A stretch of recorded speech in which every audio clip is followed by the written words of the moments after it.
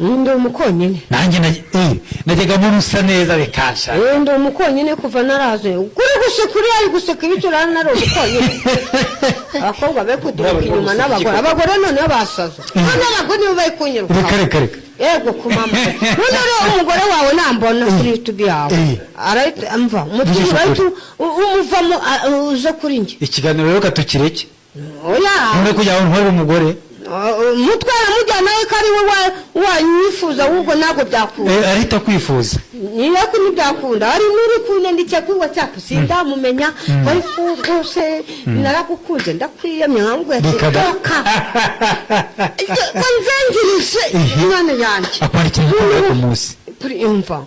Rwose naragukunze ndakunyongera iki ubwo ari kunyandikira.